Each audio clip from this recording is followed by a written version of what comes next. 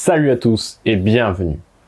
Tous les jours, je coach des dizaines de personnes et à chaque fois qu'il y a une Clio ou même une traction, c'est la même chose, c'est la même erreur que les gens commettent ou essayent de commettre. Donc dans les coachings, bien sûr, tout de suite, je les redirige vers la bonne chose à faire, je les éloigne de cette erreur-là. Mais les trois quarts des gens qui ont cette voiture, malheureusement, ou même des tractions, malheureusement, font cette erreur-là. Et on va en discuter tout de suite dans Objectif Grip pour que vous aussi, vous vous éloigniez de cette erreur-là et que vous ayez une voiture qui ait une tenue de route exceptionnelle et un comportement démentiel. Moi, c'est Clément, on est sur Objectif Grip et on va voir du coup la pire erreur que les gens commettent sur Clio RS. Et je vous garantis que c'est une erreur extrêmement commune, extrêmement courante. Juste avant, je vous invite simplement à vous abonner juste en dessous pour rejoindre plusieurs dizaines de milliers de passionnés d'automobile en France et en francophonie, en Belgique, etc. Partout, il y a de la Suisse aussi, il y a un peu tout le monde. Donc voilà, j'attends quelques minutes que vous fassiez ça tranquillement. Petite musique d'ambiance. Maintenant que c'est fait, je vous remercie du fond du cœur et je vais vous expliquer donc cette erreur-là.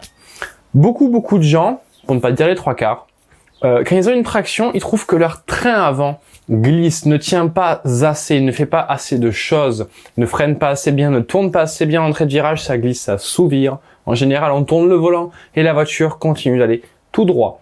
Ça, c'est très énervant. On met pied au plancher quand on a une voiture puissante, traction, elle va tout droit aussi. Elle n'accélère pas, elle ne motrice pas et on ne s'envole pas avec la voiture comme avec une propulsion par exemple, où c'est beaucoup plus simple de se faire éjecter hors du virage en accélérant, ok. Plus simple de motricer en fait de façon générale. Donc ils se disent ah mon train avant ne tient pas assez, mon train arrière il y a aucun problème et c'est vrai il y a aucun problème sur les trains arrière de traction en règle générale, surtout sur Clio RS et Clio même en général. Donc on se dit ah mon train avant ne tient pas donc je vais l'améliorer et je vais donc le rigidifier, mettre des amortisseurs, mettre des barres anti-roulis etc. pour qu'il tienne mieux, pour l'améliorer. Ah, la grosse erreur. Oui, on veut améliorer son train avant. Non, on ne met pas des amortisseurs plus rigides pour améliorer son train avant. Je vais vous expliquer tout ça tout de suite. Première chose, ce qui se passe quand on a une voiture, une Clio par exemple. Si on prend la vue de côté de la voiture, ici on a l'avant. Ici on a l'arrière.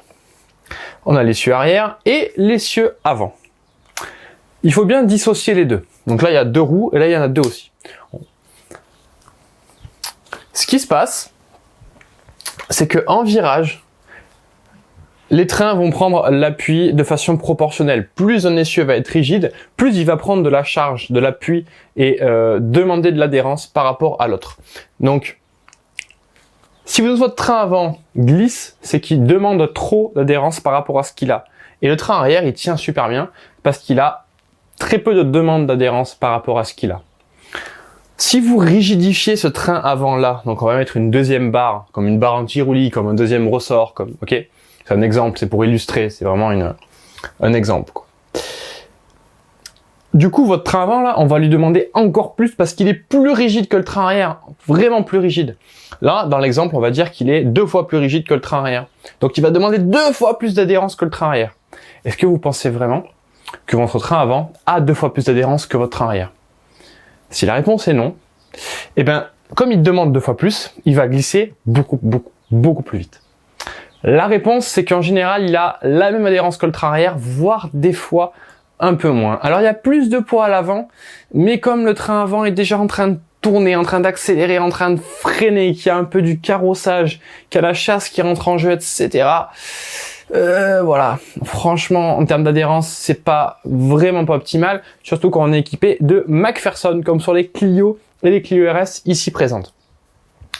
Donc, si vous rigidifiez ça avec des amortisseurs, des barres anti-roulis, des ressorts, etc., non. Votre train avant, il va encore plus glisser qu'avant. Et des fois, on vient me voir, soit on me dit, voilà, mon train avant glisse, qu'est-ce que t'en penses? Je vais mettre des amortos, telle marque, etc. Voilà, ben là, directement, non, fais pas ça. On va voir tout de suite après ce qu'il faut faire. Ou alors, on m'a dit justement, mon train avant glissé, j'ai mis des amortisseurs qu'à l'avant, par exemple, ou partout, mais peu importe.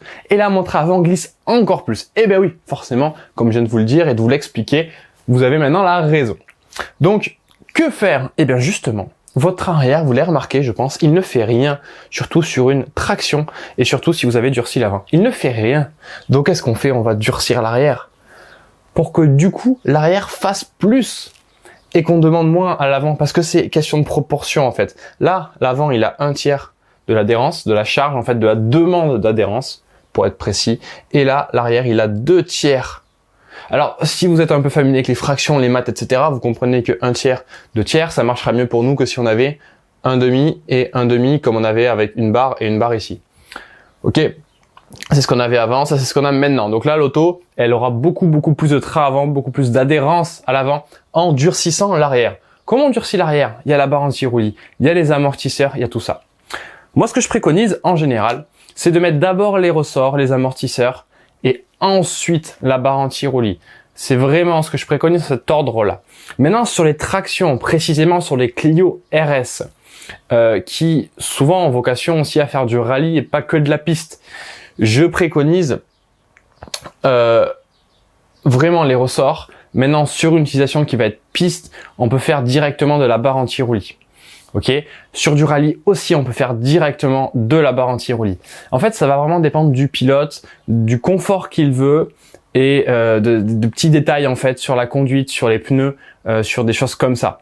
Mais dans tous les cas, il faut commencer par le train arrière. Parce que rappelez-vous, plus vous rigidifiez, plus vous demandez d'adhérence sur le train que vous rigidifiez. C'est vraiment essentiel. Donc voilà, la plus grosse erreur, c'est de durcir l'avant alors qu'il faut commencer par durcir l'arrière.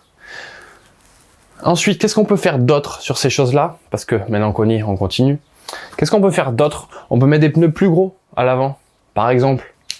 On peut aussi mettre des pneus plus gros à l'arrière si en durcissant l'arrière, on commence à glisser. C'est ce qui va se passer. J'ai bien dit commencer à glisser. Si on glisse vraiment trop, qu'on arrive sur une tête à queue, bon là c'est que vous avez mis genre, voilà, beaucoup de barres à l'arrière.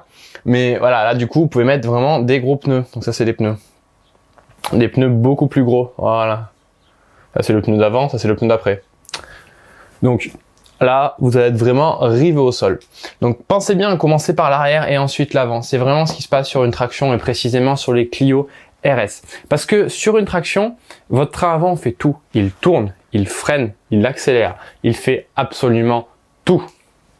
En plus, on va lui demander d'avoir du carrossage parce que c'est un train avant et qu'un train avant, on demande beaucoup plus de carrossage qu'à l'arrière. Donc vous voyez qu'on va vraiment demander beaucoup de choses déjà de base à votre train avant, en plus de la charge qu'on va lui demander en fonction de la rigidité. Donc ça va vraiment être capital. Donc ne vous lancez vraiment pas dans la rigidification du train avant tant que votre train arrière ne lève pas une roue par exemple. C'est à peu près un ordre d'idée global de façon très grossière, hein. Mais voilà, si votre train avant est loin, son train arrière pardon, est loin, très loin de lever une roue, touchez à l'arrière, ne touchez pas à l'avant. Une fois que vous aurez ça, là, vous prendrez beaucoup moins de roulis. Vous allez voir que la voiture va pivoter, va avoir du train avant, va mieux accélérer, mieux freiner et mieux tourner. Et elle sera aussi beaucoup plus stable et elle passera plus fort en plus d'avoir un meilleur comportement. C'est-à-dire que quand vous tournerez, elle va tourner. Et en plus, elle va faire ça à plus haute vitesse parce qu'il y aura moins de roulis parce que vous avez rigidifié l'arrière. Maintenant, comme je vous ai montré, si vous mettez trop de barres, c'est trop.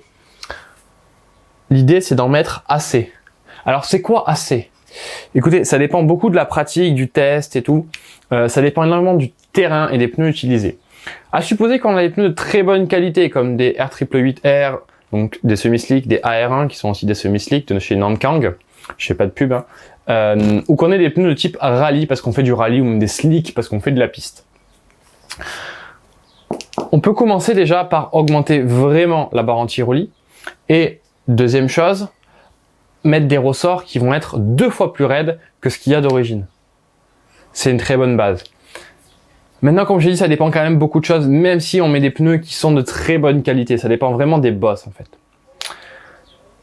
Du coup, pour vous donner une ligne directrice quand même, parce que j'aime bien vous expliquer les choses, j'aime bien que vous arriviez à avoir une voiture extrêmement performante. Si la voiture commence à sautiller, c'est que c'est trop rigide. Si la voiture, vous sentez que souvent il y a des roues qui sont dans le vide, surtout la roue extérieure, parce que la roue intérieure c'est pas très grave.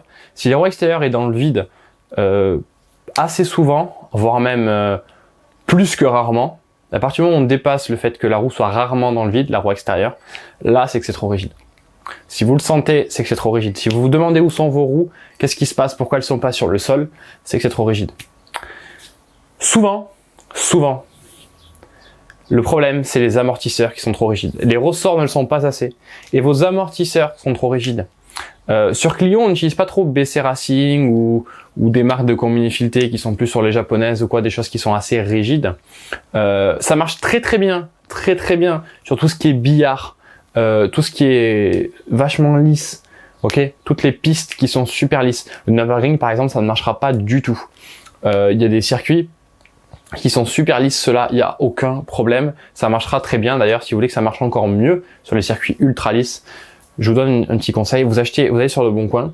Sur le Bon Coin, vous tapez MIG, et une fois que vous recevez l'élément, là, ça coûte pas très cher, vous soudez l'amortisseur pour ne plus qu'il bouge. Vous verrez, ça marche encore mieux sur ce qui est lisse. Mais dès qu'il y a des bosses, c'est la petite blague. Dès qu'il y a des bosses, par contre, il va falloir un amortisseur qui soit pas trop rigide. Sinon, vous allez sautiller et l'amortisseur ne va pas travailler, la roue non plus. Et donc, ça va pas absorber les bosses et vous allez en fait vraiment perdre au final. Parce qu'il faut savoir que quand on rigidifie, on perd de l'adhérence. Et quand on prend moins de roulis, on en regagne de l'adhérence. Et le but, c'est d'en regagner plus que quand on en a perdu. Il faut l'avoir en tête. Faut pas oublier aussi qu'un ressort qui est plus rigide est en général, je dis bien en général, plus lourd qu'un ressort qui est plus souple. Alors ça ne marche pas si vous passez du ressort d'origine qui en général est énorme au ressort compact de combiné fileté par exemple. Là bien sûr en général ça peut être plus léger, mais si vous avez déjà un ressort de combiné fileté et que vous mettez un ressort qui est plus gros, vous allez gagner un petit peu en poids. Alors des fois pas grand chose, on est d'accord. Mais c'est pour vous donner l'idée. C'est que vous vous handicapez en fait à faire tout ça. Vous handicapez à prendre des pneus qui sont plus larges. Parce que c'est plus lourd, c'est plus gros, c'est moins maniable. Mais vous gagnez en grip, vous gagnez énormément en tenue de route. Donc on le fait. On récupère plus que ce qu'on perd. Mais derrière, si vous rigidifiez trop, vous allez vraiment trop perdre pour perdre. Vraiment. Vous allez perdre parce que c'est rigide, vous allez perdre parce que vous allez sauter, vous allez perdre à tous ces niveaux-là. Donc pensez bien, on commence par le train arrière et on essaye de pas trop rigidifier ça. Commencez par les ressorts, ensuite les amortisseurs en fonction du ressort. Alors c'est pareil, si vous êtes perdu au niveau des amortisseurs, je reçois beaucoup de commentaires. Clément, qu'est-ce qu'on fait au niveau des amortisseurs? Je vous dis, pas mettre trop rigide, pas mettre de combiné fileté qui sont déjà faits, des trucs chinois, des trucs etc. Comment on fait? Qu'est-ce qu'on fait? Moi, je propose de retarer des Bilstein. C'est quelque chose que je propose de faire pour mes clients et ça se fait très bien. Bilstein retare leurs amortisseurs sans problème. Ils les refont aussi à neuf une fois qu'ils sont usés et vous les retarez autant de fois que vous voulez. Il suffit d'avoir la bonne feuille. En fait, vous leur donnez un graphe. Soit vous leur dites, ben voilà, je veux un tarage course, un tarage rallye, un tarage route ouverte, un tarage piste, Nürburgring ou ce que vous voulez. Soit vous leur dites, je veux telle courbe là. Moi, c'est ce que je fais avec mes clients. Ils me disent, j'ai telle utilisation. Du coup, je leur fais une courbe sur mesure en fonction du ressort, parce que ça dépend toujours du ressort. Une fois qu'on choisit l'utilisation, on choisit le ressort, et ensuite on choisit du coup le tarage spécifique. Ça, je l'envoie à Bilstein, la feuille de tarage, et eux, ils m'envoient des amortisseurs tarés, neufs en général, parce qu'on achète des Bilstein comme ça. Après, comme je vous dis, vous pouvez renvoyer vos Bilstein si vous avez déjà acheté, et les faire tarer. Donc si ça vous intéresse, je peux le faire pour vous, vous donner une feuille de tarage spécifique pour votre utilisation, pour votre voiture, pour une Clio RS par exemple, ou traction, propulsion, peu importe. Ou alors, vous demandez à Bilstein directement de les retarer en plus rigide, etc. Et vous leur donnez surtout votre rigidité de ressort, votre dureté de ressort. C'est extrêmement important parce que c'est ça, encore une fois, qui va dépendre du tarage de l'amortisseur. D'abord, on choisit le ressort, ensuite l'amortisseur, et ensuite on finit avec les barres anti-roulis, on peaufine. Pourquoi? Parce qu'une barre anti-roulis sur un truc qui est plat, encore une fois, c'est pas gênant, n'en mettez même pas, vous soudez tout, vous faites un kart. C'est top un kart. Mais dès qu'il y a une bosse, ce qui va se passer avec la barre anti-roulis, c'est que ici, on a deux pneus. Un là, un là. Si ce pneu-là, il prend une bosse avec une suspension indépendante classique, donc un ressort là, globalement, on s'en fout. C'est-à-dire que cette roue va monter, puis celle-là, elle va faire sa vie, elle va tenir. Donc celle-là, elle va perdre un peu d'adhérence, parce que dès qu'on a une bosse, ça bouge un peu, ça flotte forcément. Mais celle-là, elle va avoir une bonne adhérence. Si c'est la roue extérieure, tant mieux. Si c'est la roue intérieure, tant pis, mais ça va quand même tenir. Et si on est en ligne droite, c'est nickel. Maintenant, le problème, c'est que si on a une barre anti-roulis ici. Alors, je sais pas pourquoi j'ai fait ça. Clac, clac, voilà. On a une barre anti-roulis. Si cette roue monte, du coup, la barre anti-roulis, elle fait quoi? Elle fait monter cette roue-là aussi. Et du coup, cette roue-là, elle a pas de bosse. Donc si elle remonte, le sol, il était là. Du coup, le sol, il est plus bas. Enfin, la roue est plus haute que le sol. Bref, la roue est dans le vide.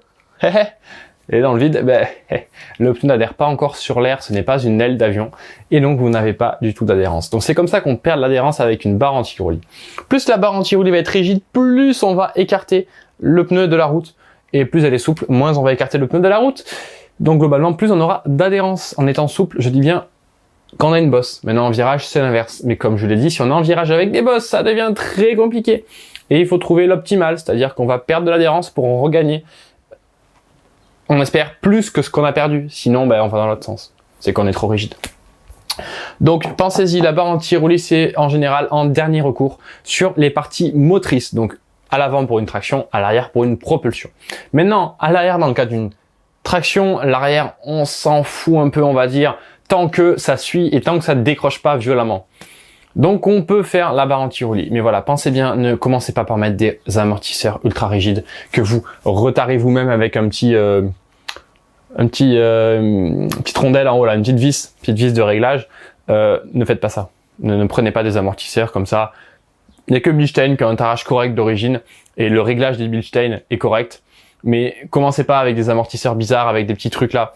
Et à faire ça directement, vous allez avoir un amortisseur qui est vraiment trop rigide, un ressort qui en général est trop souple, et ça va pas bien marcher. Même sur Bilstein, leur ressort, ça dépend vraiment de ce que vous faites. Si vous faites de la piste pure, en général, c'est un peu souple, ce qui donne. C'est un peu souple. Donc voilà, pensez bien à ça. Ne partez pas dans trop rigide, surtout au niveau de l'amortisseur. J'espère que je vous ai tout expliqué. Si vous avez des questions, allez en commentaire. Si vous voulez améliorer votre voiture et votre tenue de route, j'ai préparé une vidéo pour vous avec les 3 meilleures améliorations à installer dès aujourd'hui ou dès demain par votre garagiste ou par vous-même, c'est vous qui choisissez. Moi, je vous donne une feuille, vous écrivez tout ce qu'il faut. Sur cette feuille, j'écris tout ce qu'il faut. Vous prenez la feuille, vous l'imprimez, vous la donnez directement à votre garagiste qui vous dira « Ok, j'ai tout installé » et vous revenez... je sais pas, 5 heures après, 4 heures après, vous donnez la voiture à 14 heures, vous revenez à 19 heures, tout est installé, vous reprenez la voiture, vous avez une voiture neuve, vous la reconnaissez plus la voiture. Vous passez d'une Clio à une Porsche. Alors j'adore les Clio, hein, mais en général une Porsche, ça va plus vite qu'une Clio. Voilà, je ne veux offenser personne. Donc, globalement, oublions les Clio. Vous passez d'une... comme voiture pourrie. Sur quoi on pourrait s'accorder? D'une multipla. Vous passez d'un multipla à une Porsche. Voilà. Ça vous va ça? Eh oui, ça vous va ça. Donc voilà, c'est les trois meilleures améliorations à installer aujourd'hui tout de suite sur votre voiture, par vous-même ou par votre garagiste instantanément. C'est les choses les plus importantes qu'il vous faut absolument avant de faire tout ce que je vous ai dit même, parce que si vous n'avez pas ça, ça là, ça va servir, mais bon, il y a mieux à faire quoi. Voilà, il y a plus facile et il y a plus simple. Donc pour ça, vous avez juste à cliquer sur le i comme info en haut à droite ou dans la description en bas. Il y a les liens et vous aurez accès du coup à votre vidéo gratuite et je vous explique vraiment tout ça. En tout cas, moi ça a été un plaisir. J'espère que vous aussi. N'hésitez pas à aimer la vidéo en la likant avec le petit pouce bleu. Mettez un commentaire si j'ai oublié quoi que ce soit ou dites-moi même avec quoi vous roulez. J'imagine que 80% des gens vont me dire Clio RS du coup grâce à cette vidéo, ce titre-là. Tant mieux, j'adore les Clio, très honnêtement, j'ai beaucoup de coaching en Clio RS, en Mégane RS aussi d'ailleurs, je ferai une vidéo là-dessus sûrement. Et voilà, n'hésitez pas. Et si vous voulez m'aider et soutenir la chaîne, partagez ça à vos potes, partagez ça à vos amis, dans les forums, à tous vos copains, etc. N'hésitez pas. Voilà, moi je vous dis salut, roulez bien et à la prochaine. Bye bye.